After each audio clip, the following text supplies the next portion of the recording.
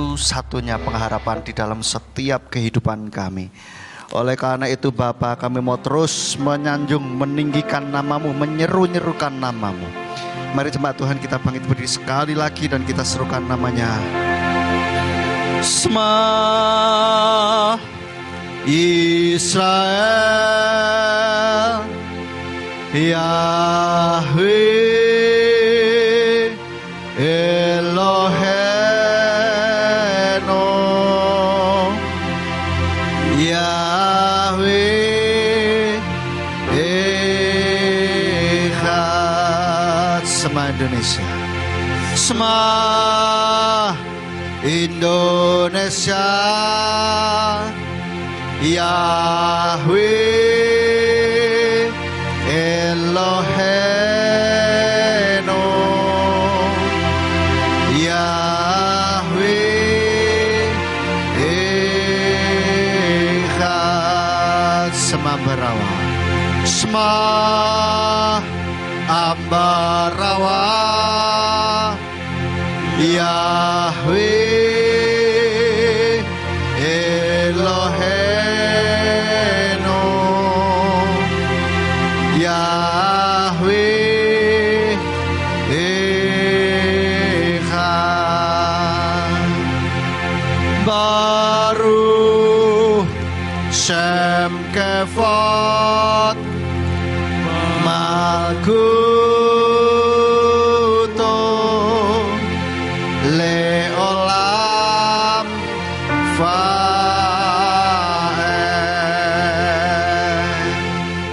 Inilah deklarasi kami Bapa Yahweh, bahwa Engkau adalah satu-satunya Tuhan Sang Pencipta langit dan bumi.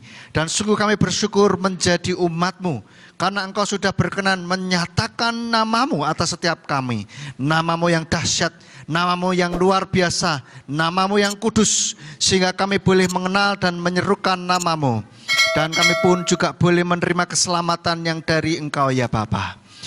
Bapa, pada saat ini kami mengucap syukur buat pagi hari ini, karena Engkau sudah kumpulkan kami di tempat ini untuk kami boleh memuji, memuliakan namamu.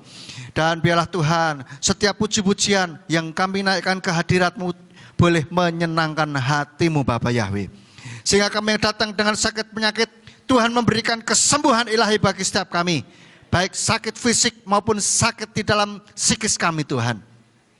Kami yang datang dengan kebimbangan, Tuhan memberikan ketetapan hati bagi setiap kami, sehingga kami boleh hidup tegak di dalam kebenaran firman-Mu.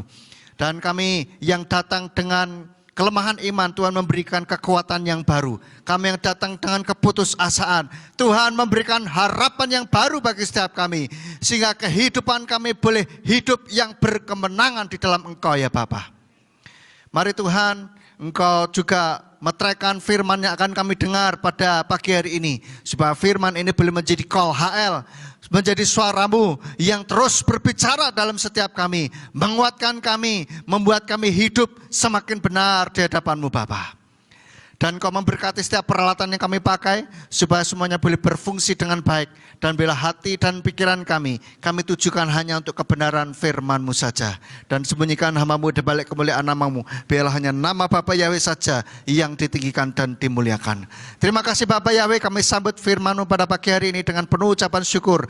Hanya di dalam nama Yeshua HaMashiach kami sudah berdoa. Haleluya. Amin. Silakan duduk Bapak Ibu. Shalom. Haleluya. Apa kabar Bapak Ibu? Iya, Bapak Ibu Saudara, coba berikan senyum dulu satu sama lain ya. Kanan, kiri, ya. Kalau tadi mungkin ada yang datang mepet, agak terlambat begitu ya. Belum sempat salam, belum sempat senyum sana, senyum sini ya. Kita boleh berikan senyum yang baik. Ya. Bapak Ibu Saudara, pada pagi hari ini saya beri judul firman Tuhan hari ini yaitu healing ya. Bukan healing Saudara ya.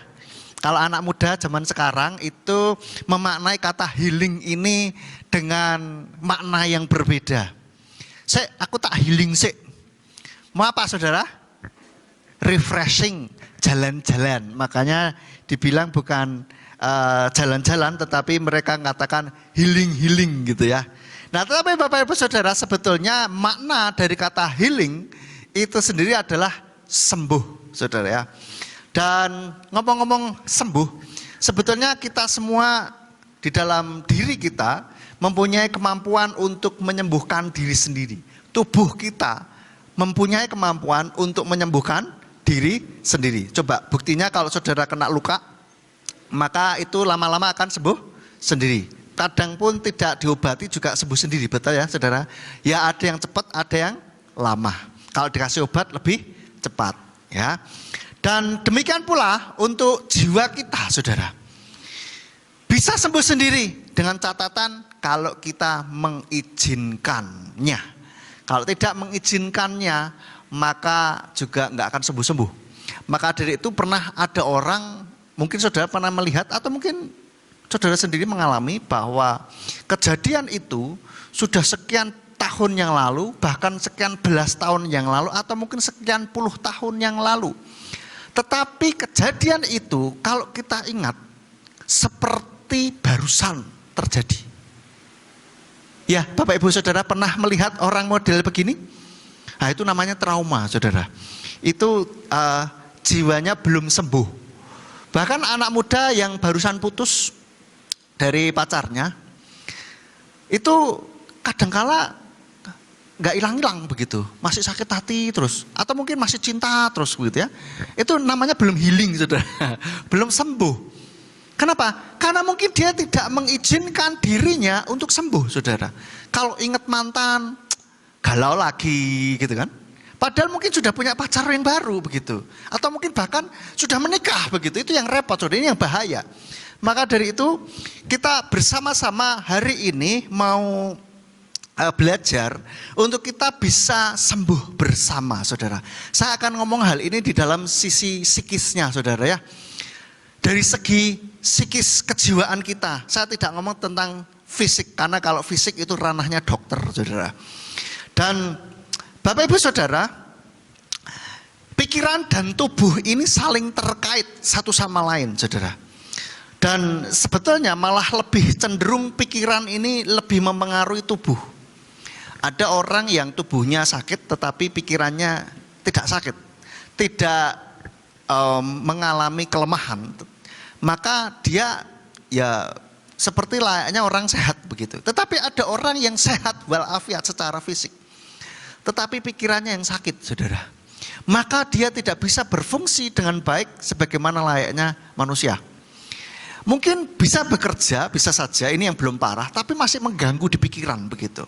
Ada banyak klien saya model begitu, saudara. Secara fisik baik-baik saja, gitu, tapi nggak bisa tidur kadang-kala. Asam lambung naik begitu ya.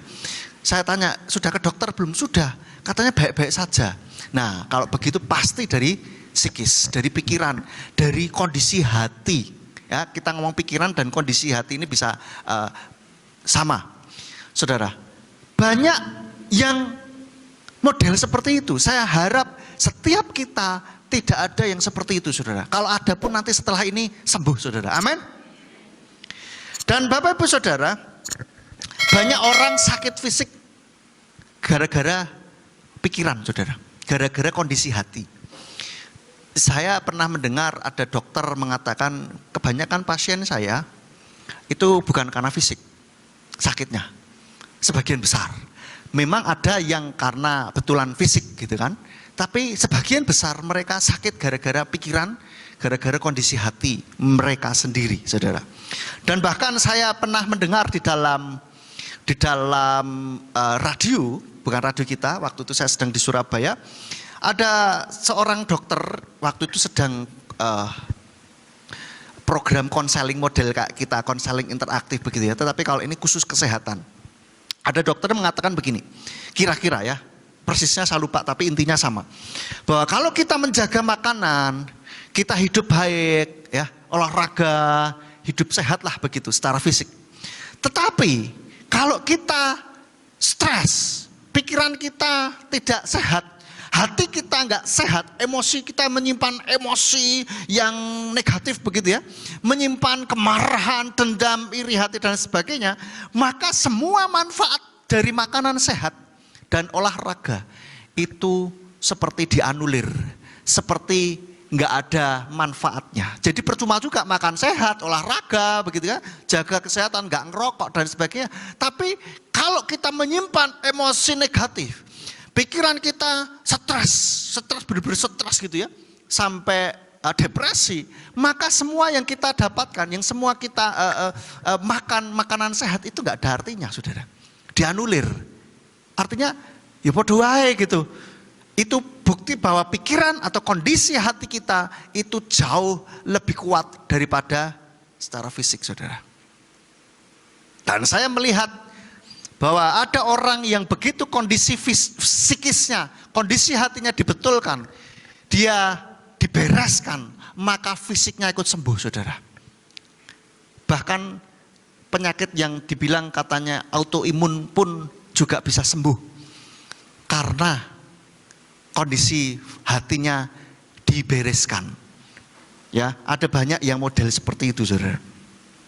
Nah, seringkali hari-hari ini banyak orang yang merasakan sakit fisik karena psikis, saudara.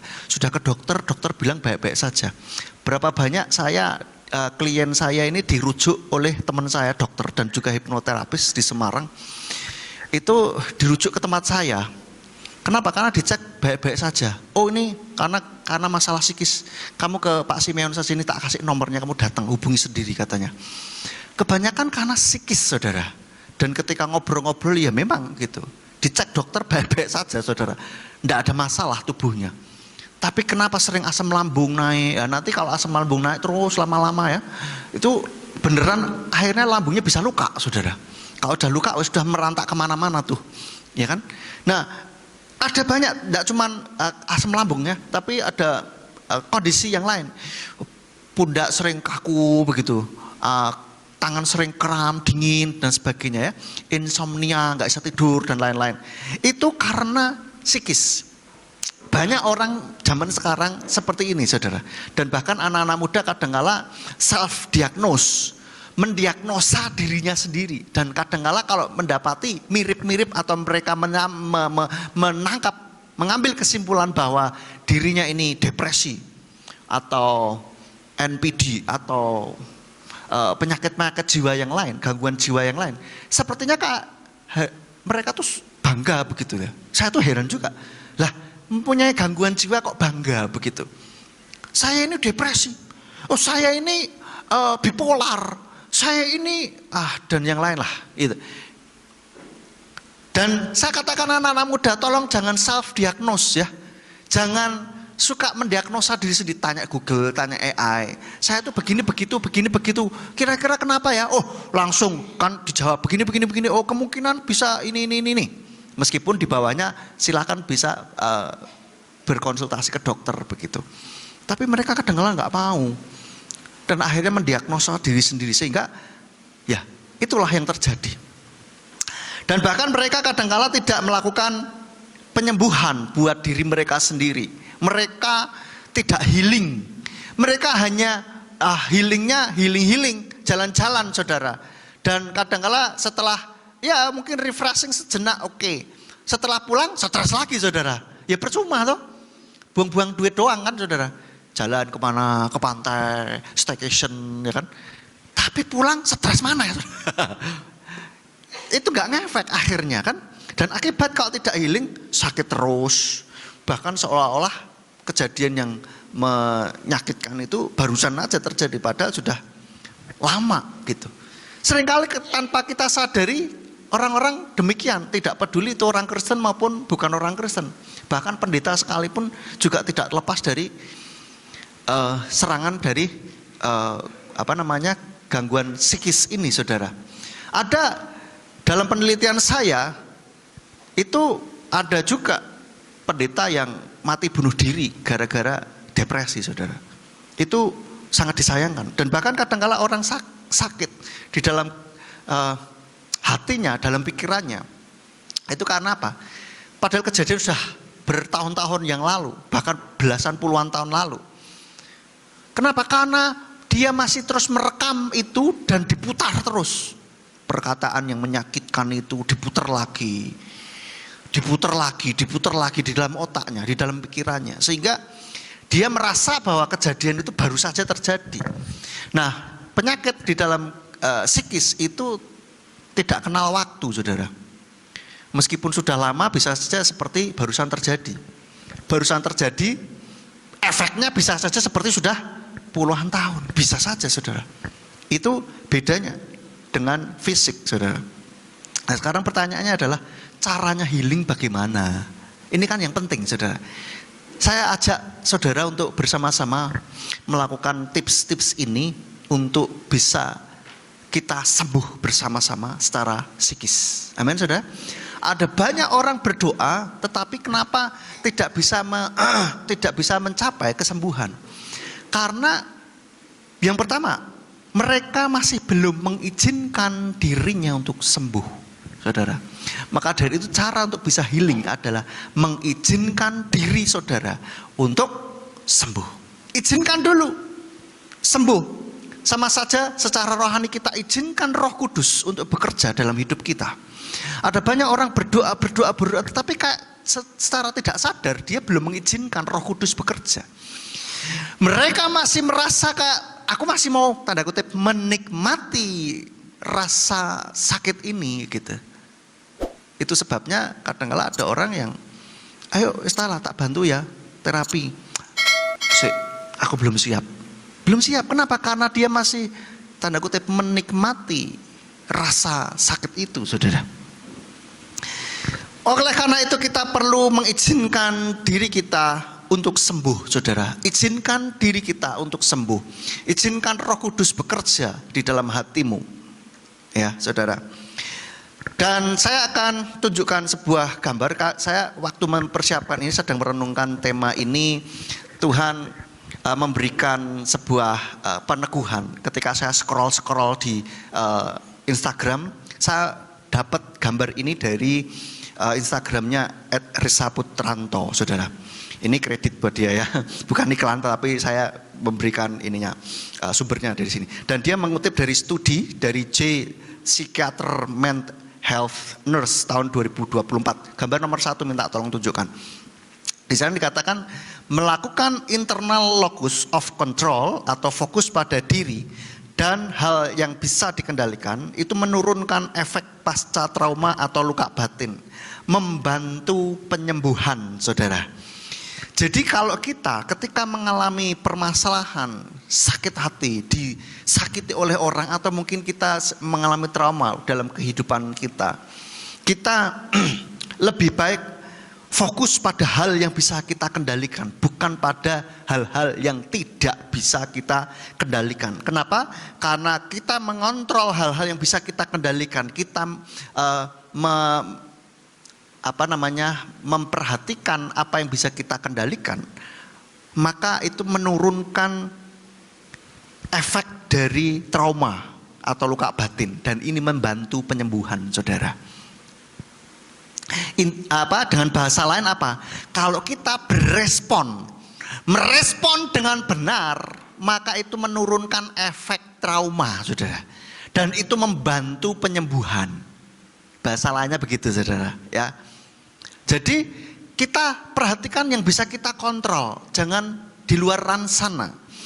Nomor 2, gambar nomor 2. Sebaliknya, jika seseorang terlalu fokus pada kendali yang ada di luar dirinya atau eksternal locus, mereka cenderung merasa seperti korban terus-menerus dan memperlambat proses penyembuhan ini, saudara. Kalau kita merasa, oh gara-gara dia nih saya begini, gara-gara begini saya akhirnya, kita merasa jadi korban gitu. Dan ini memperlambat proses penyembuhan kita. Kita masih terus merasakan sakit terus-menerus lebih lama. Tuhan, ini gara-gara Tuhan, gara-gara aku jadi orang Kristen nih, gara-gara aku jadi penyembah Bapa Yahweh nih, akhirnya aku mengalami seperti ini, ya kan? Sudah saya prediksi. Kenapa? Akhirnya beneran tuh terjadi. Kita masih merasa jadi korban, saudara. Kita terus-menerus menyalahkan pihak lain, pihak luar, bahkan menyalahkan Tuhan. Ini yang paling parah, saudara. Atau bahkan kita bisa menyalahkan diri sendiri. Meskipun diri sendiri itu ada di dalam diri kita, tapi kita menyalahkan diri sendiri. Goblok, gara-gara kok gelem loh ngomong seperti itu tetap menyalahkan diri sendiri, dan itu akhirnya tetap kita jadi kayak menghukum diri sendiri dengan intimidasi diri kita sendiri. Maka dari itu stop menyalahkan diri sendiri, saudara. Saya nggak tahu siapapun apapun yang sedang saudara hadapi pada saat ini, stop menyalahkan diri sendiri. Nggak usah disalahkan pun dia sudah merasa salah sebetulnya, saudara, kalau kita mau jujur saja, ya kan. Tapi juga jangan menyalahkan pihak luar, begitu ya. Maka dari itu kita mulai bereaksi, berespon dengan hal yang benar, saudara. Dan ada masa yang ketiga, gambar yang ketiga, ada masa ketika kita duduk sendiri, kita mungkin bertanya-tanya, ya, kenapa dia tega melakukan itu padaku? Kenapa aku yang harus merasakan luka ini? Kenapa aku yang kena getahnya? Begitu kan? Dan pertanyaan-pertanyaan semacam ini memang manusiawi, wajar. Dan seringkali muncul di awal perjalanan. Namun ada titik di mana kita perlu berhenti mencari jawaban yang mungkin tidak pernah datang. Artinya kita nggak akan dapat jawabannya itu, gitu. Dan mulai sekarang memegang kendali atas satu hal yang masih ada di tangan kita, yaitu apa? Proses penyembuhan. Dengan cara apa? Kita meresponi dengan benar, saudara. Meresponi dengan benar. Oleh karena itulah saya sering katakan, ketika sedang mengalami permasalahan, ketika sedang mengalami sakit di dalam psikis kita, jangan tanyakan, Tuhan, kenapa ini terjadi padaku? Tetapi apa? Tanyakan, apa yang sedang Tuhan ajarkan kepadaku melalui peristiwa ini. Ini berkaitan dengan bagaimana respon kita. Dengan kita bertanya, Tuhan, apa yang sedang kau ajarkan? Kita ini sedang menanyakan, boleh dinyalakan lagi. Kita ini sedang sedang merespon atau mencari respon yang benar. Lampunya boleh minta tolong dinyalakan lagi, ya. Kita sedang secara nggak langsung ketika kita nanya, Tuhan, apa yang sedang kau ajarkan kepadaku? Itu kayak kita ini sedang cari apa yang harus saya responi dengan benar, gitu loh. Kita sedang mencari hikmah di dalam setiap permasalahan yang ada ini. Dan ini mumpung dalam proses dalam rangkaian 3 hari raya yang akan kita rayakan. Dan di dalam Rosh Hasanah ini kemarin kita sudah belajar bahwa ini proses 10 hari proses bersih-bersih, saudara. Proses untuk kita betul-betul bersih di hadapan Tuhan, sehingga ketika nanti di dalam Yom Kippur, hari puncak pendamaian, kita betul-betul sudah bersih dan kita bisa masuk ke dalam hari raya apa? Setelah itu Sukot, dengan hati yang betul-betul sukacita tanpa beban, saudara. Amin. Saudara mau mengalami hal itu? Sehingga ketika kita merayakan hari raya, kita betul-betul plong, betul-betul lega, betul-betul tanpa beban, dan kita bisa merasakan sukacita yang Tuhan berikan kepada setiap kita melalui hari raya yang ada. Amin. Kalau kita masih ada ganjalan, masih ada sesuatu yang ada di dalam hati, maka dalam suasana bahagia pun kita nggak bisa merasakan hal itu, betul nggak? Kesepian di tengah keramaian, bisa saja hal itu terjadi, ya kan? Mungkin saudara pernah ngalamin ini. Aku temanku akeh, aku kumpul ambek temanku terus, party. Mungkin kalau di Ambarawa nggak ada yang party lah ya, tapi kumpul-kumpul, dolan, nonggo. Banyak temennya, kalau sore pulang kerja gitu, mungkin kalau bapak-bapak di pos ronda begitu kan, di sis kampling gitu, di pos kampling, lalu main catur bareng atau mungkin sekedar ngopi bareng di pos. Tapi rasanya hati ini sepi begitu. Ini karena hati belum dibereskan, saudara.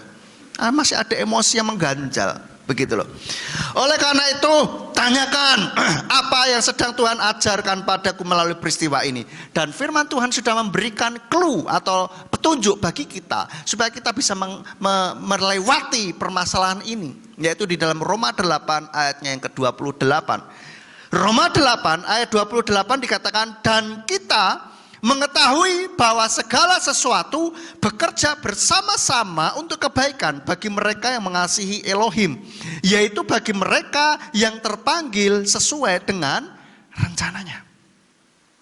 Saudara, kita tahu bahwa segala sesuatu bekerja bersama-sama untuk kebaikan bagi mereka yang mengasihi Elohim, yaitu bagi mereka yang terpanggil sesuai dengan rencananya. Oleh karena itu pastikan diri kita ada dalam posisi mengasihi Elohim, sehingga apapun yang sedang terjadi dalam setiap kehidupan kita, maka itu mendatangkan kebaikan bagi setiap kita. Amin. Mungkin kita berpikir, kebaikan apa mas? Saya sudah jatuh ketimpa tangga, kejatuhan gendang pisan mas. Ibaratnya seperti itu. Baik apa? Tak tanya sekarang apa yang baik, jawab. Mungkin saudara marah-marah menggedumel di dalam hati. Penak neng ngomong, kamu gak ngalamin seperti yang saya alamin sih. Saudara, saya memang tidak bisa jawab apa yang baik.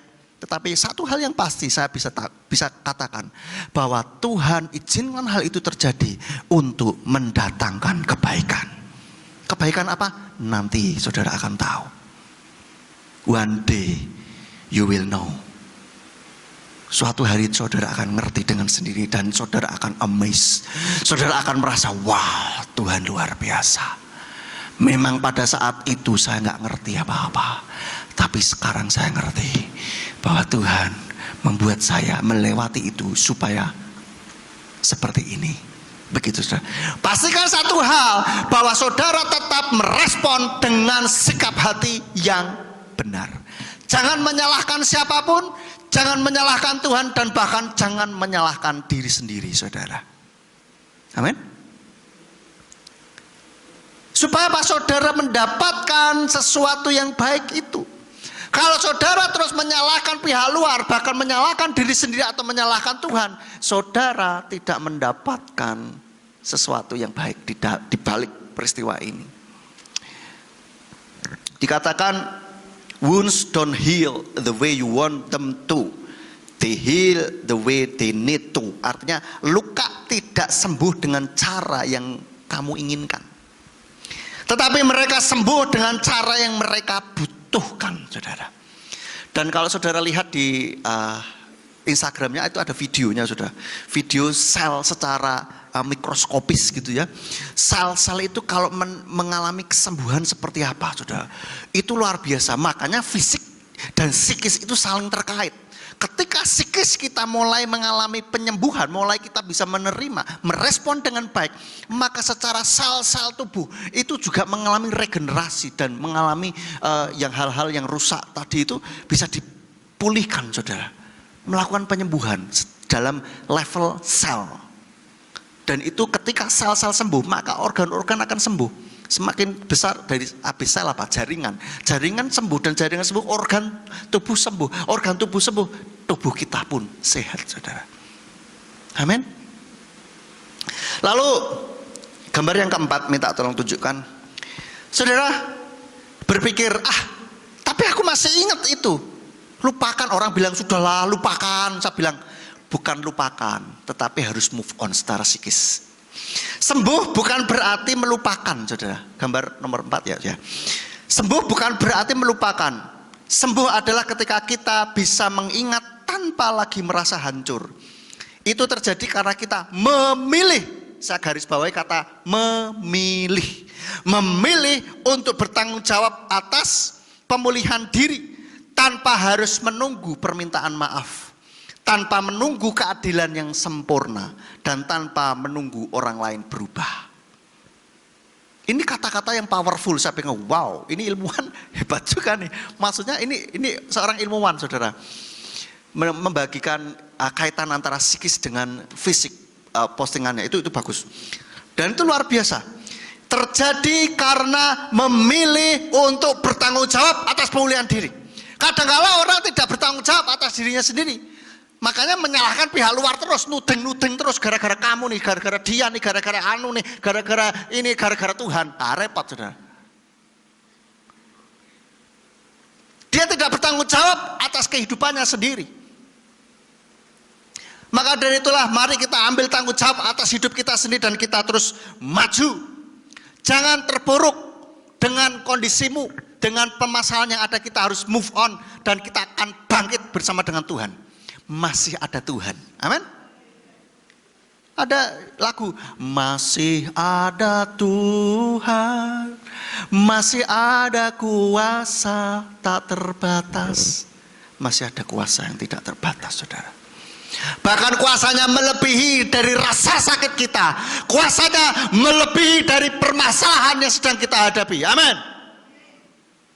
Katakan kanan kiri, kuasanya tidak terbatas. Amin.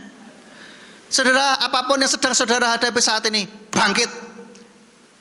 Mungkin saudara sedang terseok-seok, bangkit, saya katakan. Bangkit dengan iman. Seperti orang lumpuh, ketika lumpuh disuruh bangkit, dia ngerti nggak kalau dia bisa bangkit? Nggak tahu. Dia sudah coba berulang-ulang, harus dibantu. Tapi pada saat itu, berdirilah dan berjalanlah. Dia berjalan dengan iman. Oleh karena itu kita juga harus bangkit dengan iman, saudara. Lalu yang kedua, bagaimana caranya untuk healing?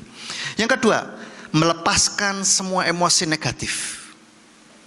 Lepaskan semua emosi negatif yang ada di dalam diri kita. Kita lepaskan.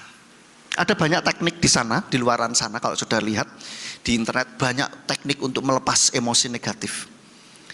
Dan termasuk saya juga memberikan teknik, yaitu terapi air hidup. Itu juga bisa untuk melepaskan emosi negatif. Dan saudara, ketika kita melepaskan emosi negatif, itu bisa berdampak juga pada rezeki kita, saudara. Suka tidak suka, mau tidak mau, itu yang terjadi, saudara. Ketika kita melepaskan emosi-emosi negatif, saudara perhatikan, rezeki saudara akan lebih lancar. Tapi bukan itu yang kita kejar, saudara.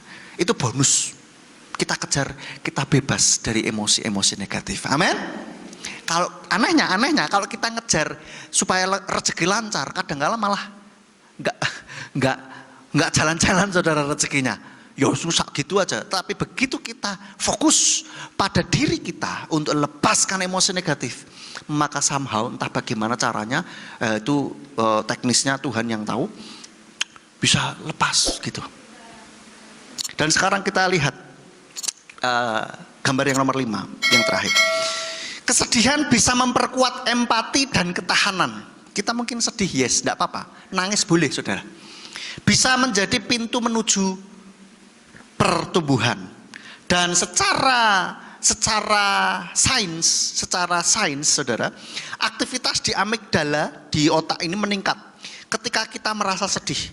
Sementara air mata emosional mengandung hormon stres seperti kortisol yang secara fisiologis membantu tubuh melepaskan beban.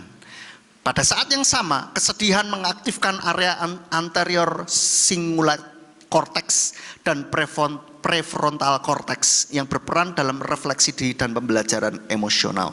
Oleh karena itu, kita saatnya sedih, silahkan sedih. Tapi jangan terus-terusan, saudara ya. Sedih beberapa waktu lamanya, fine.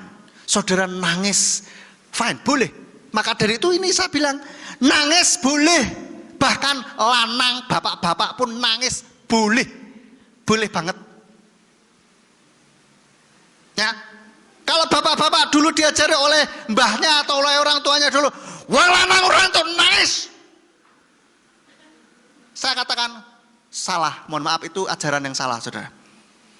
Nangis boleh. Ini buktinya apa? Dikatakan sementara air mata emosional mengandung hormon stres seperti kortisol yang secara fisiologis, secara fisik ya, membantu tubuh melepaskan beban. Maka dari itu ketika nangis itu membantu melepaskan beban. Kalau tidak boleh nangis itu tertahan terus di dalam psikisnya, saudara. Sehingga akhirnya bapak-bapak kebanyakan ya, karena ajaran ini, makanya ini hatinya lebih keras. Lebih nggak sensi gitu loh, lebih nggak peka begitu. Ya, ini yang dampaknya seperti itu. Dan nangis itu menyehatkan. Tapi ketika saudara nangis masuk ke mulut, jangan dijilat, saudara. Beneran, sungguhan. Kenapa? Itu mengandung racun-racun, saudara. Selain rasanya asin, nggak enak kan? Itu juga tidak baik untuk kesehatan. Betulan? Karena itu mengandung emosi-emosi yang beban-beban emosional itu ada di dalam air mata itu, saudara. Maka dari itu dibiarkan saja dan jangan ditahan, tidak apa-apa. Nangis sesenggukan, kalau bocah cilik nggak masalah. Untuk melepaskan emosi kita, saudara. Amin. Nggak masalah. Lalu yang ketiga, jangan lupa datang kepada Tuhan. Untuk supaya kita healing, kita datang kepada Sang Tabib Ajaib, yaitu Tuhan kita. Amin. Firman-Nya mengatakan di dalam Matius 11 ayat 28 sampai 30. Matius 11 ayat 28 sampai 30 dikatakan, "Datanglah kepadaku kamu semua yang berlelah dan berbeban berat, maka aku akan menyegarkan kamu. Pikulah ku atasmu dan belajarlah dariku, sebab aku lemah lembut dan rendah hati, dan kamu akan mendapatkan kelegaan bagi jiwamu, karena kuku itu nyaman dan bebanku itu ringan." Datang pada Bapa Yahweh, Yeshua Mesias, saudara. Datang, Tuhan Yeshua, aku sangat berbeban berat, aku sedih. Sama seperti Yeshua ketika dalam rupa manusia, beliau menghadapi permasalahan yang sangat berat, akan dikhianati dan akan disalibkan, dan bahkan peluhnya, keringatnya seperti titik-titik darah. Dan ada orang yang meneliti itu secara kedokteran, secara fisik itu sakitnya minta ampun, saudara. Kenapa? Karena pembuluh darah di dalam tubuh ini banyak yang pecah, sehingga keluar melalui keringat, saudara. Keringatnya seperti titik-titik darah, dan itu kalau disentuh sakit, saudara. Dan itu saudara tahu, si Yudas kan terus akhirnya mencium. Itu sebetulnya ciuman yang menyakitkan, baik secara fisik maupun secara psikis, karena itu adalah ciuman pengkhianatan. Itu luar biasa, saudara. Ketika saudara menghadapi permasalahan, datang kepada Tuhan, jangan pada dukun, saudara. Datang pada Tuhan. Amin. Berdoa, nangis di hadapan Tuhan, tidak masalah, saudara. Mau konseling boleh, membantu, meringankan beban, tidak apa-apa. Dan kami terbuka untuk saudara bisa konseling 24 jam tanpa biaya, untuk jemaat tanpa biaya, saudara. Amin. Datang saja. Cuman kadang-kadang yang saya dengar sungkan, merepotkan. Loh, tugasnya pendeta ya begini, saudara. Tugasnya direpotkan, tidak masalah. Kami malah senang. Artinya kami dipercaya untuk dengerin keluh kesah, tidak masalah, saudara. Amin. Jangan ragu dan jangan ini, wah, udah jam 1 malam, aku tapi butuh. Tidak apa-apa, telepon, saudara. Nek WA gak kroso, saudara. Karena kadang sudah tidur kan bunyinya cuma toing, toing, tidak kerungu, saudara. Nek telepon, kroso, tidak apa-apa. Kalau memang saudara di dalam ketika tengah malam merasakan seperti, aduh aku seperti berjuang seorang diri, aku butuh bantuan, tidak apa-apa. Telepon saya. Ya, saudara, tidak masalah. HP saya 24 jam on, saudara. Oke. Kalau di telepon WA nggak jawab, kadang-kadang HP saya ini error, saudara. Nggak bunyi WA saya, lucu juga, saya itu heran juga. Ini kayak gitulah. Padahal baru ganti HP. Aneh juga. Nah, nenda itu coba di miss call, telepon HP ya. Lalu yang nomor 4, saudara. Supaya healing, supaya sembuh, rasakan kasih Tuhan, saudara. Kita bersyukur kita dimiliki oleh Tuhan yang penuh kasih, dan bahkan Dia sendiri adalah pribadi kasih itu, saudara. Karena apa? Kebutuhan dasar manusia, kebutuhan dasar jiwa manusia adalah kasih. Oleh karena itu, ketika kita mendapatkan kasih, maka semuanya yang lain-lain gak penting. Saya mengalami banyak hal di dalam saya membantu menerapi orang. Ketika seseorang mendapatkan kasih Tuhan, mendapatkan kasih, dia merasa dicintai, dia merasa dikasihi, maka terjadi pemulihan di dalam dirinya. Maka dari itu di dalam terapi air hidup juga ada langkah untuk mengingat dan merasakan kasih Tuhan. Ini powerful sekali, saudara. Powerful sekali, sungguhan. Ketika orang mengalami deadlock, sedang mengalami jalan buntu, ketika berbicara dengan dirinya sendiri, maka ketika dia merasakan kasih Tuhan, semuanya langsung plong, saudara. Maka dari itu sering-seringlah merasakan kasih Tuhan. Amin. Bagaimana merasakan kasih Tuhan? Saudara bisa dibantu dengan mengingat-ingat happy moment saudara. Mengingat di mana saudara merasakan kebahagiaan yang begitu luar biasa. Mungkin pertama kali waktu saudara jadian yang masih muda ya, lalu menikah itu kan bahagia sekali kan, atau punya anak kan bahagia sekali, atau momen apalah saudara di dalam hidup saudara. Saya yakin pasti ada momen bahagia, nggak mungkin enggak lah ya. Mas, tapi aku lupa momen bahagia apa, karena aku sudah lupa, sudah lama tidak merasakan kebahagiaan itu. Gampang saudara. Kalau saudara mengalami kebuntuan, saudara ingat bagaimana Bapa Yahweh sangat mengasihi saudara. Dia rela menjadi seperti manusia untuk menyelamatkan setiap kita. Dia mengasihi kita tanpa syarat saudara. Amin. Ingat-ingat betapa besarnya kasih Tuhan buat setiap kita. Tidak peduli masa lalu saudara mungkin mau digugurkan, masa lalu saudara ditolak oleh keluarga, tidak peduli. Saudara saat ini mendengar firman Tuhan saat ini, itu pun ada rencana buat Tuhan. Bahwa itu bukti bahwa Tuhan sangat mengasihi diri saudara. Saudara bisa dibantu juga merasakan ketika ini ada angin sepoi-sepoi dari kipas angin saudara. Itu pun kita bisa merasakan bahwa itu bentuk kasih Tuhan bagi setiap kita. Amin. Kita punya baju yang kita pakai, kita bisa ada rumah meskipun ngontrak, tidak masalah, itu pun bentuk kasih Tuhan bagi setiap kita saudara. Oleh karena itu sering-seringlah bersyukur saudara. Rasakan kasih Tuhan. Dan banyak ayat kalau kita perhatikan yang membahas mengenai kesembuhan batin ini saudara. Banyak sekali. Dan kita sering-sering merasakan kasih Tuhan itu ada, selalu pasti bersyukur. Rasakan ketika Tuhan betapa Dia mengasihi kita luar biasa. Bayangkan dan rasakan. Anggap saja seperti misalkan saudara punya anak. Pertama kali punya anak nomor 1, saudara rasanya wah luar biasa, senang sekali, betul tidak saudara?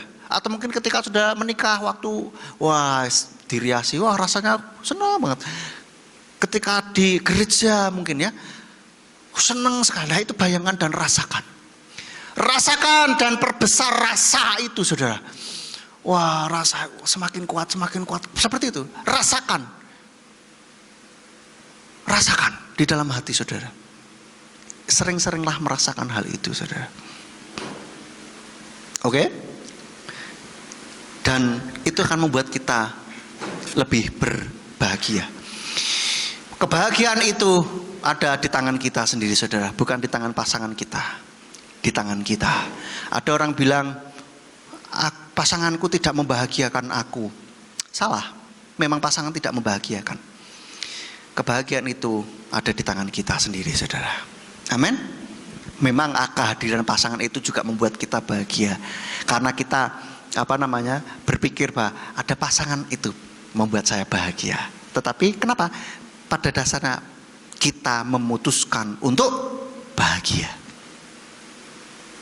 Kalau kita nggak memutuskan untuk bahagia, kita nggak akan bahagia. Maka dari itu berbahagialah. Putuskan dirimu untuk berbahagia, maka engkau akan merasa bahagia. Di dalam Amsal 17 ayat 22, hati yang gembira mengerjakan kesembuhan, tetapi semangat yang patah mengeringkan tulang. Maka dari itu sering-seringlah berbahagia, sering-seringlah merasakan kebahagiaan itu. Dengan cara apa? Merasakan kasih Tuhan saudara.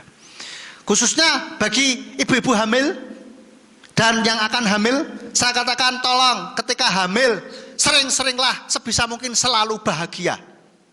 Ya, para suami dan para calon suami perhatikan ini. Kalau nanti istrimu hamil, buat dia bahagia. Ya. Halo? Harus bahagia, dibuat bahagia selalu saudara ya. Kadang nek boyoke pegel, itu orang hamil itu boyoke sok pegel saudara ya kan. Dipijeti, di anu apa dielus-elus ya kan. Ya, kadang perutnya kalau sudah besar kadang rodok diangkat ke sithik saudara. Itu merasa kayak lega, betul enggak Ibu? Betul. Ya, seperti itu. Oke? Buatlah bahagia. Lalu Amsal 12 ayat 25. Kegelisahan Amsal 12 ayat 25, kegelisahan dalam hati manusia membungkukkannya, tetapi perkataan yang baik menggembirakannya. Maka dari itu perkataan yang baik, saudara, kepada saudara kita, keluarga kita, ya, seperti itu. Dan ini kita rasakan dan terus menerus, saudara, sehingga kita bisa merasakan kesembuhan terjadi di dalam setiap kehidupan kita. Amin. Coba praktekkan hal-hal ini, saudara. Praktekkan hal-hal ini, yaitu yang pertama apa? Izinkan diri saudara untuk sembuh. Yang kedua, lepaskan emosi negatif. Dan yang ketiga, datang pada Tuhan. Dan yang keempat, rasakan kasih Tuhan. Itu mengerjakan kesembuhan buat setiap kita. Dan kalau sudah sembuh, kita harus jaga kesehatan kita. Jangan sembarangan lagi. Ya, kayak ibarat kita sakit fisik ke dokter, sakit perut gara-gara salah makan, keracunan begitu ya. Terus kita dikasih obat, sudah sembuh nih. Kalau sudah sembuh, kita harus jaga makan juga, saudara. Jangan terus sembarangan makan apa adanya, makan kayak dulu lagi. Sudah tahu perutnya nggak kuat makan pedes, makan pedes. Makan kecut-kecut, sakit lagi, ya salah dewe kalau itu, cari penyakit. Maka dari itu kita harus menjaga kesehatan mental kita, amin, saudara. Nah, terus caranya bagaimana untuk menjaga kesehatan mental? Yang pertama, sering-seringlah saat teduh, saudara. Duduk diam di bawah kaki Tuhan, itu tidak harus di dalam kondisi yang misalkan harus di dalam kamar begitu ya. Tidak harus begitu. Tapi ketika saudara sendirian, mungkin kalau jaga toko daripada bengong ngalamun nggak ngapa-ngapain, kita saat teduh di hadapan Tuhan. Itu saat teduh tidak harus merem juga, saudara. Melek boleh, saudara. Tapi hati kita connect dengan Tuhan. Amin. Begitu. Tuhan, luar biasa, hari ini toko saya boleh buka. Terima kasih Tuhan. Terima kasih buat pelanggan-pelanggannya akan datang. Gitu, saudara. Itu saat teduh. Membuat hati lebih tenang, saudara. Membuat hati lebih tenang. Kita selalu introspeksi diri. Dan selalu mengingat Tuhan. Kayak kita kalau jatuh cinta dulu itu kan kalau sama pacar selalu kelingan pacar kita terus. Bener gak, saudara? Enggak? Oh, berarti cuma saya? Ya kan anak-anak muda tuh kalau baru jadian kan kelingan pacarnya terus ya kan. Lagi apa ya dia ya? Lagi kerja pun dia lagi apa ya? Kadang-kadang di WA, lagi apa sayang? Lagi apa? Udah makan belum? Kan gitu. Selalu ingat dia terus. Bahkan makan pun ingat wajah dia. Di minuman pun ingat wajah dia. Merem pun ingat munculnya wajah dia begitu. Dan biarlah kita juga mengalami hal itu kepada Tuhan, saudara. Amin. Lagi nungguin seseorang ingat Tuhan.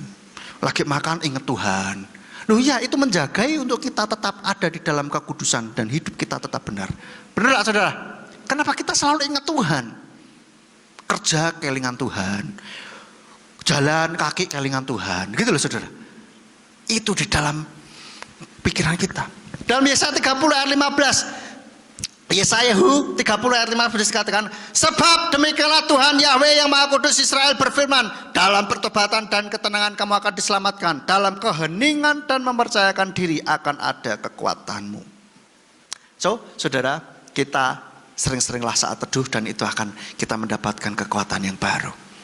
Somehow, entah bagaimana Tuhan itu memberikan kekuatan pada kita itu bukan dengan supranatural yang ada angin ribut di kamar atau kita melihat cahaya yang kadang-kadang tidak begitu, saudara.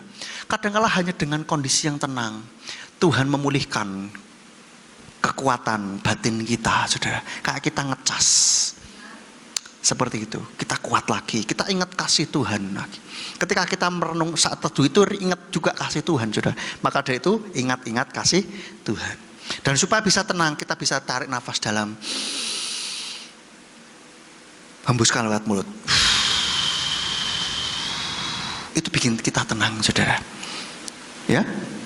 Atau bisa dibantu dengan mendengarkan musik-musik slow yang menenangkan. Lalu yang kedua, bagaimana menjaga kesehatan mental kita? Yang kedua, renungkan firman Tuhan.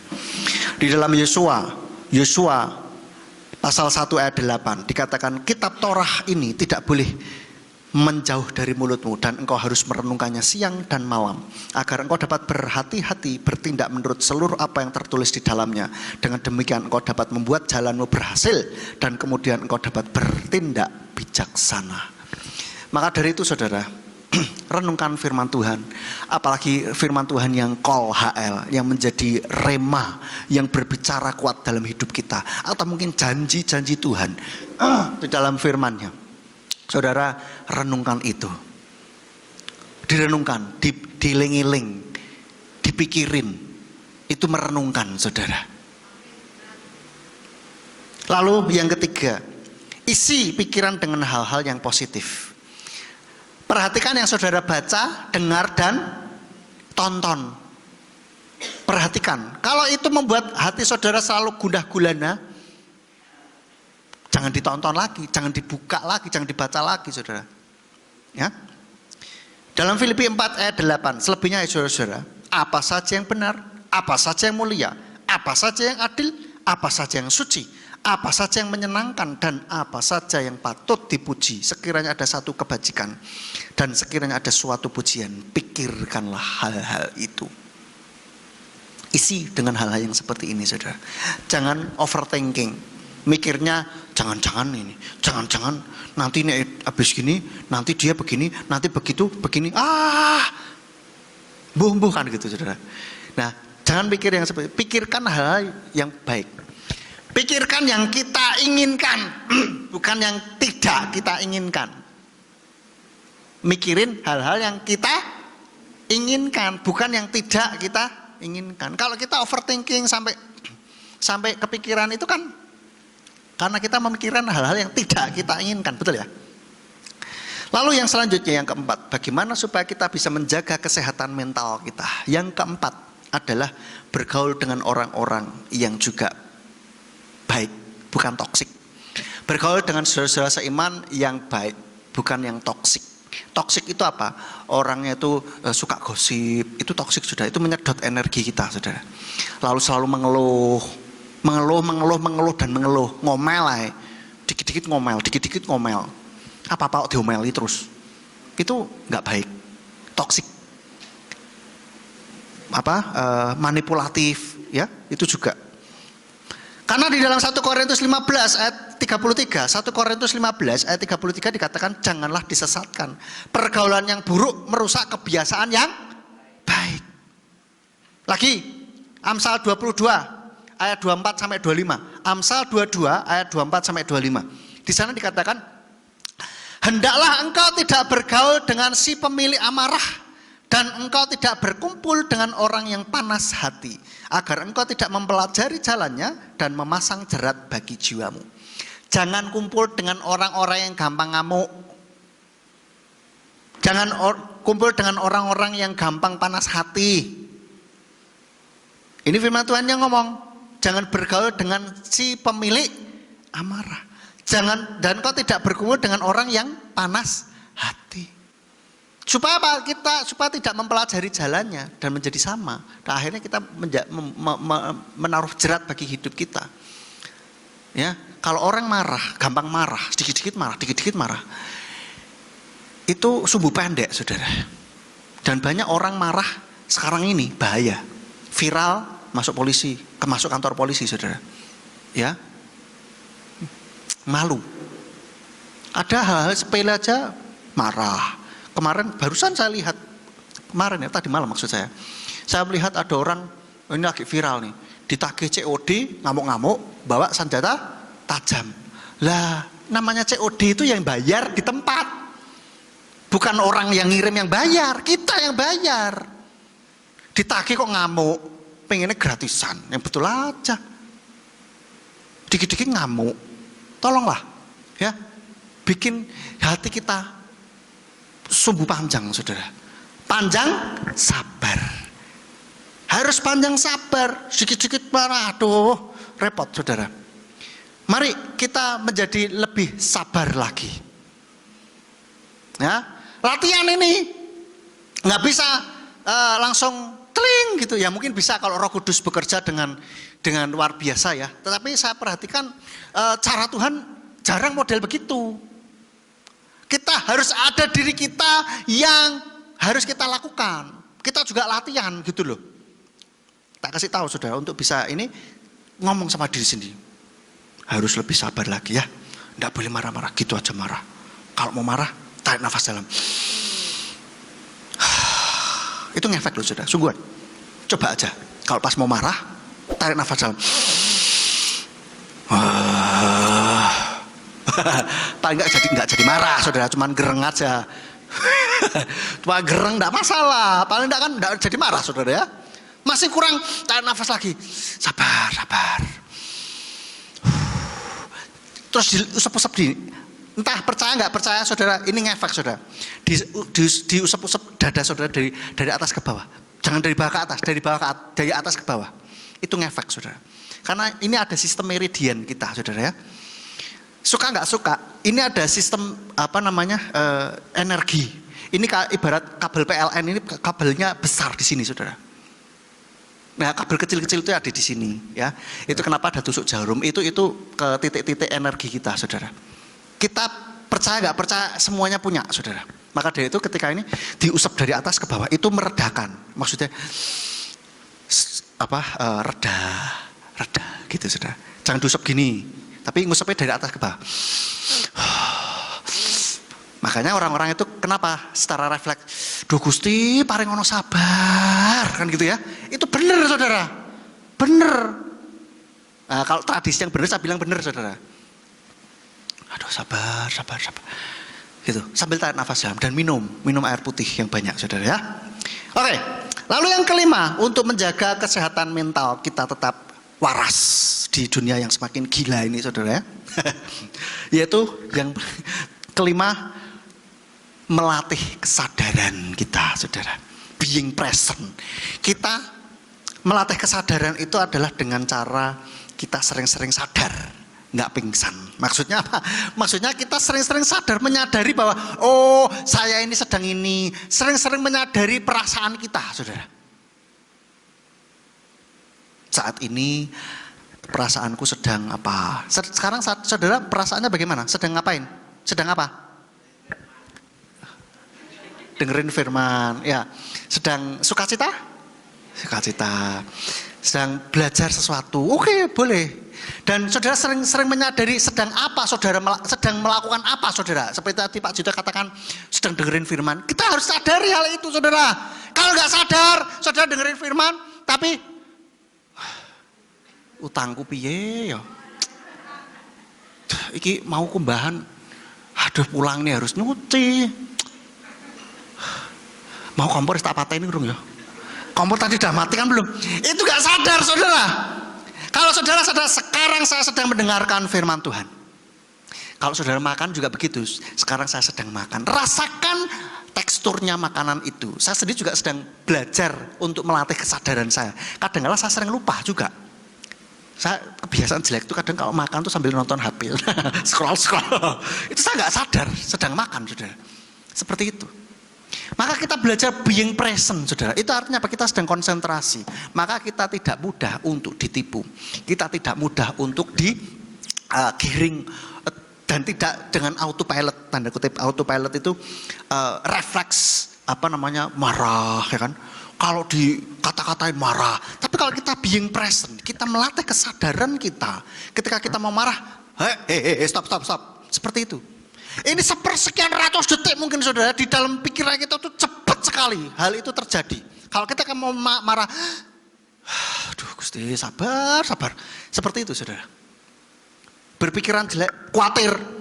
Jangan-jangan gini. Kita sadar, kok khawatir? Sudahlah, enggak usah khawatir lah. Ada Tuhan. Itu sadar saudara. Sedang sadar. Maka dari itu sering-seringlah melatih kesadaran kita. Dengan apa? Ya mengingat atau menyadari bahwa kita sedang ngapain gitu. Amin saudara. Baca kitab suci, kita sedang sadar bahwa kita sedang membaca kitab suci. Apapun yang kita lakukan, coba kita belajar untuk being present, melatih kesadaran kita. Dan kita sering-sering ngecek perasaan, emosi kita sedang apa. Aku sih jengkel, kurang ajar dia tuh. Ketika kita sedang menyadari, kita nggak terbawa arus dengan Itu yang saya katakan autopilot itu, dengan pikiran bawah sadar kita.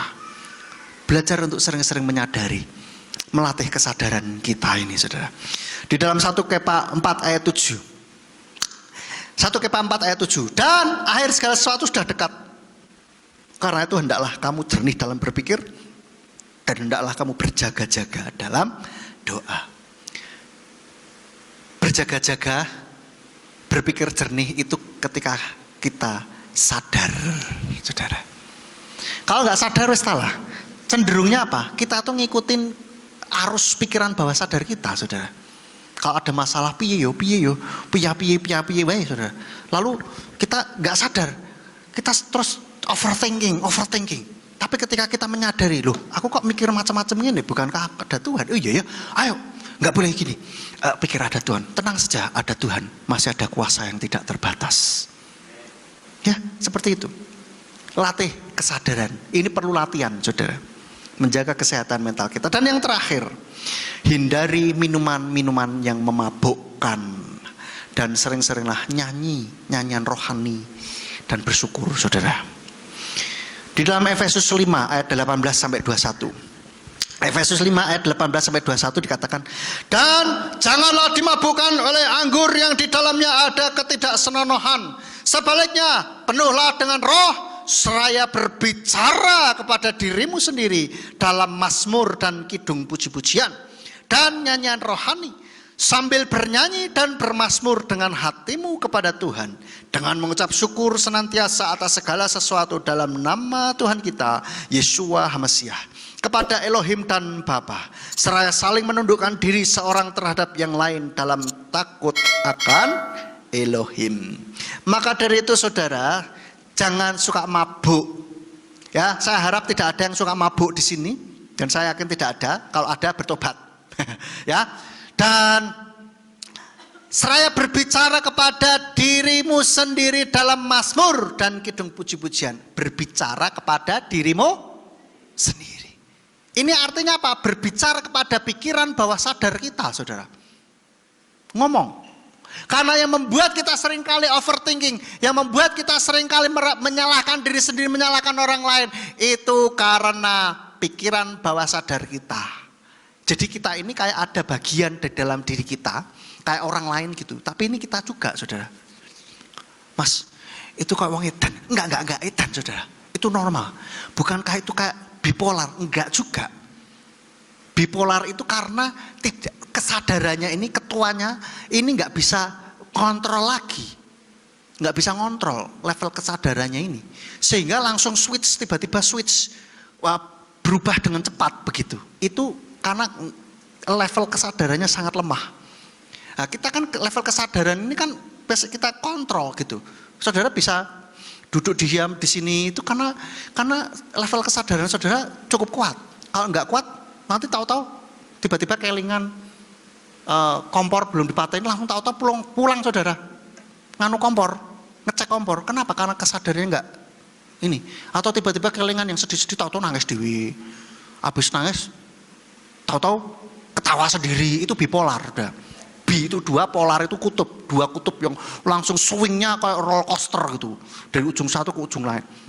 Tapi kita seringkali berbicara sama diri sendiri, suka tidak suka, sadar tidak sadar, kita itu selalu bicara sama diri sendiri. Contoh gampang, saudara kalau bangun tidur, melek moto, saudara pasti tanya, jam piro toh ki? Itu udah ngomong sama diri sendiri, saudara. Terus, saya ngantuk, aku tak turu mana ya? Terus, tangi yo sik, kok telat. Halah 5 menit, gak apa-apa. 5 menit. Itu sedang saudara bicara sama diri saudara sendiri. Betul enggak? Tanpa saudara sadari. Edan enggak? Enggak gila. Ya, itu normal. Gitu loh, saudara. Maka dia itu bicara sama diri sendiri. Cuman bedanya kalau sekarang kita harus kesadaran kita lebih kuat. Kita bisa mengarahkan pikiran bawah sadar kita ini untuk ke arah yang lebih baik. Masalahnya pikiran bawah sadar itu enggak ngerti mana yang baik, mana yang buruk, saudara. Gitu loh. Dan tidak bisa ngerti mana realita, mana imajinasi. Sudah berkali-kali saya sampaikan, kalau kita saudara bayangkan lemon diperes, terus kita minum, saya yakin saudara pasti, wah, air liurnya ikut keluar juga kan? Apalagi kalau saudara benar-benar bayangkan merem, seperti itu. Itu pikiran bawah sadar kita, saudara. Maka dari itu sering-seringlah bicara pada diri kita sendiri dalam mazmur dan kidung pujian. Ketika kita nyanyi, nyanyilah dengan penuh kesadaran. Jangan cuma karena hafal otomatis begitu, enggak. Benar-benar kita nyanyikan dengan sungguh-sungguh dengan penuh kesadaran. Gitu loh saudara. Bicara dengan diri sendiri. Paham sampai sini Bapak Ibu Saudara? Dan ayat yang terakhir, Mazmur 92 ayat 2. Mazmur 92 ayat 2 dikatakan adalah baik untuk bersyukur kepada Yahweh dan untuk bermazmur bagi namamu ya yang maha tinggi. Oleh karena itu saudara, sering-seringlah bersyukur, bicara kepada diri sendiri dan jagai kesehatan mental kita di dalam dunia yang semakin gila ini saudara ya. Biar kita tetap waras. Amin. Mari kita bersama-sama healing di dalam diri kita supaya kita terus memancarkan terang dimanapun kita berada. Dan kita menjadi terang di tengah kegelapan dunia ini. Amin buat firman Tuhan, biarlah firman ini boleh menjadi call HL buat kita dan kita boleh bersama-sama sembuh dari luka-luka batin kita. Mari kita bangkit berdiri, kita pujikan kasih yang sempurna. Kasih yang sempurna telah kita nyanyi dengan penuh kesadaran saudara. Ku terima darimu bukan karena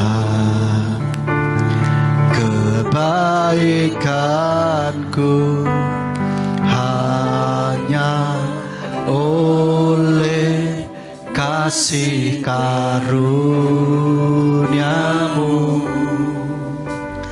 Kau bolehkan aku,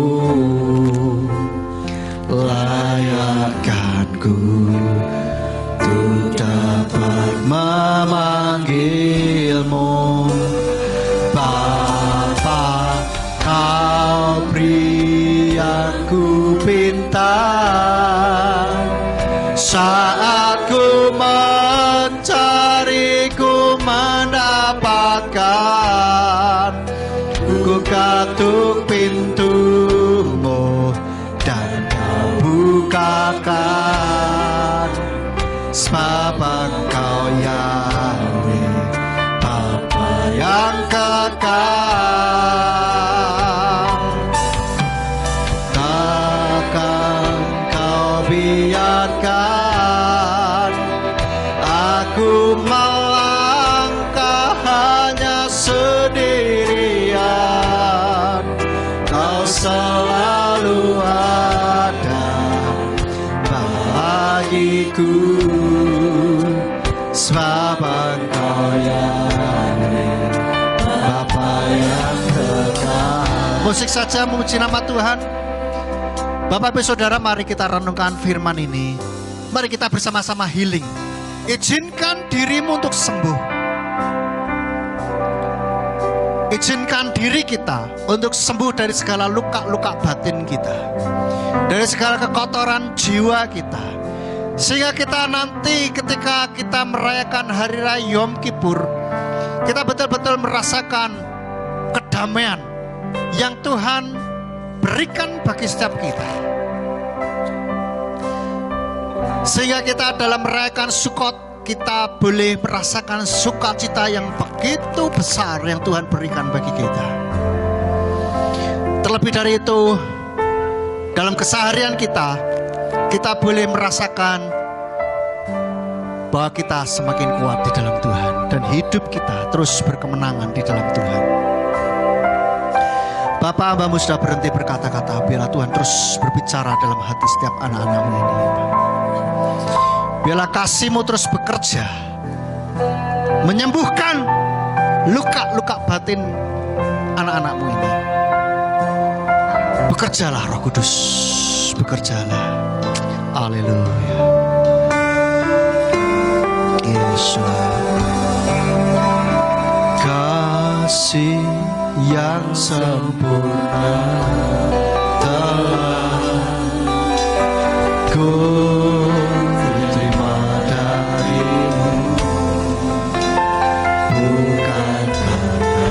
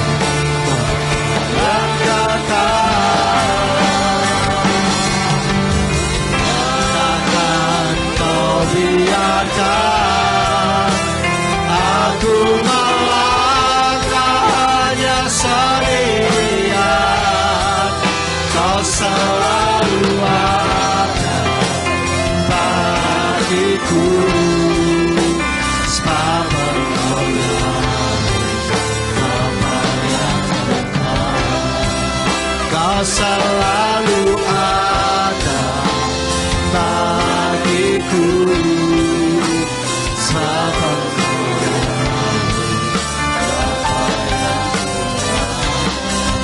Kau selalu ada bagiku. Sebab Engkau berikan tepuk tangan buat Tuhan kita. Haleluya. Haleluya.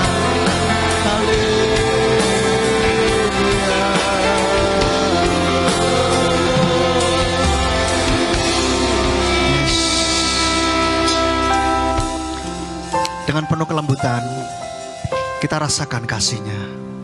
Terus musik memuji dengan lembut.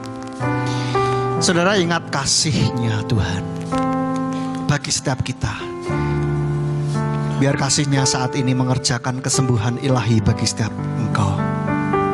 Dimanapun kau berada yang mendengarkan firman Tuhan ini, baik kau yang ada di rumah engkau masing-masing, yang mendengarkan melalui YouTube maupun radio, dan kau yang ada di tempat ini, mari bersama-sama kita rasakan kasih-Nya. Betapa Tuhan sangat mengasihi kita.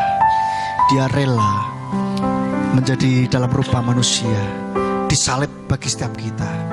Itu buat setiap kita, saudara.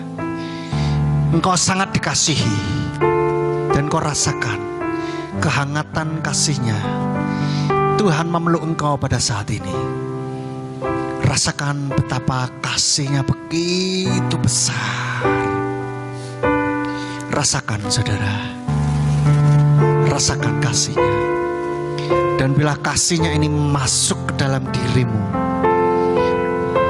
sebagai cahaya yang menghangatkan hatimu, hati dan pikiranmu, dan menghangatkan seluruh eksistensi dirimu, bahkan seluruh pikiran bawah sadarmu, bahkan bagian dirimu yang mengalami sakit, mengalami luka batin,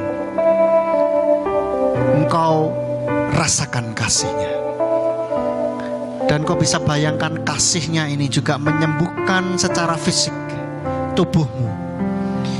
Engkau yang sakit apapun saat ini juga, kasih-Nya engkau lihat, rasakan kasih-Nya yang begitu besar itu menjamah bagian tubuhmu yang sakit, mengerjakan kesembuhan dalam level sel. Terus terjadi kesembuhan ilahi saat ini juga. Jamah, yes, rasakan. Dalam jaringan-jaringan tubuhmu, engkau sekarang mulai rasakan kasih-Nya menjamah, menyembuhkan. Oh yes, saya yakin saat ini sedang terjadi kesembuhan ilahi untuk engkau dimanapun kau berada. Bahkan secara fisik dan secara psikis terjadi kesembuhan. Haleluya, yes. Rasakan kasih-Nya yang begitu besar.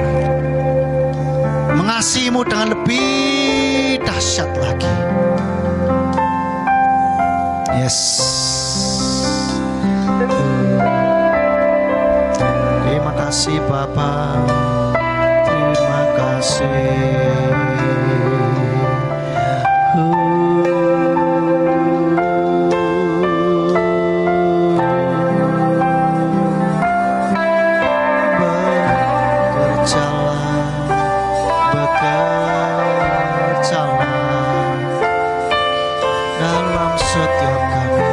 Sembah Dia.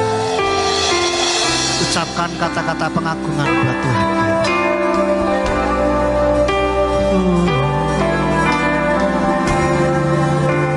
Yes.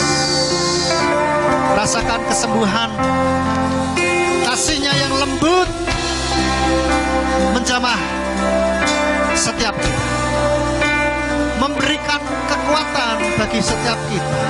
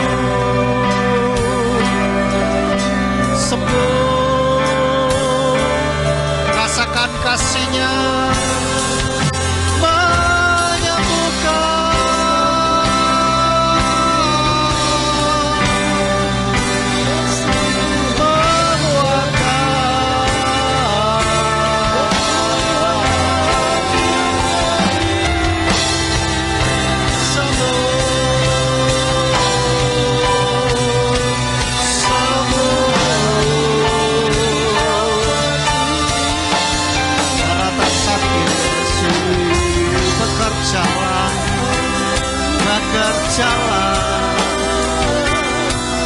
Izinkan dia bekerja, saudara. Izinkan kesembuhan terjadi.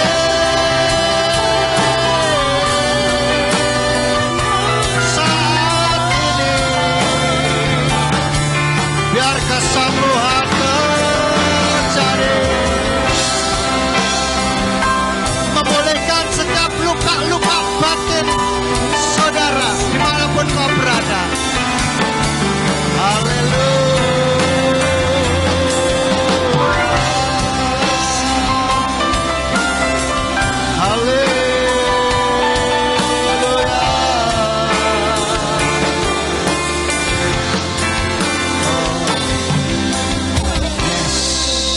Yes, sungguh kami bersyukur buat kasih-Mu Tuhan. Haleluya. Engkau dahsyat Bapa. Terima kasih buat karya-Mu, buat kesembuhan yang Kau kerjakan bagi setiap kami Bapa. Terima kasih Yesus. Terima kasih Bapa. Sungguh kami bersyukur buat pagi hari ini, buat karya-Mu bagi setiap kami. Terima kasih Bapa. Hanya di dalam nama Yesua kami berdoa. Haleluya. Amin. Silakan duduk Bapak Ibu.